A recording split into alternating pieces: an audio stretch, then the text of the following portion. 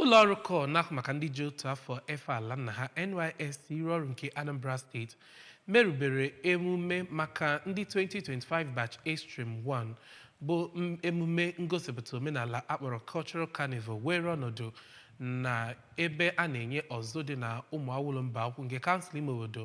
Ọka South. Eme ngosipụta omenala akpọrọ Cultural Carnival ka nọ na ya wee nwee asọmpi n'etiti platoon na platoon ya na agbụrụ site na agbụrụ dịka egosipụtara ihe ịma mma bụ agbụrụ dị iche iche nke mere Naijiria ji wee bụrụ otu. Njideka Okoye bụ onye nta aka anyị ọ n'oge ahụ.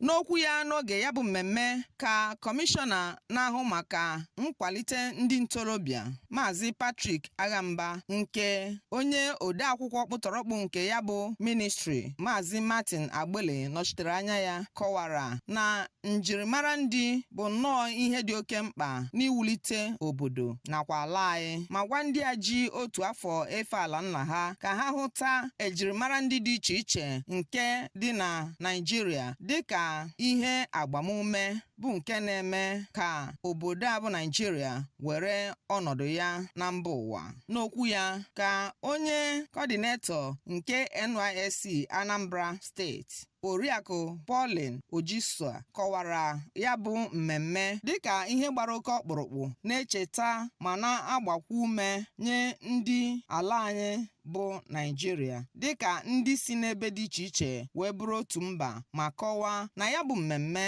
bụ nke na-akwalite nghọta ịdị n'otu na ezi mmekọrịta gafere ebe onye si wee pụta. Na nchịkọta ya bụ mmemme ka Platoon 9 were ọnọdụ dịka ndị mbụ na mbụ ebe Platoon 2 nakwa Platoon 5 were ọnọdụ ndị nke abụọ na nke atọ n'otu n'otu site na orientation camp NYSC ụmụ mba ukwu. Njideka Okoye maka akụkọ ụwa ABS.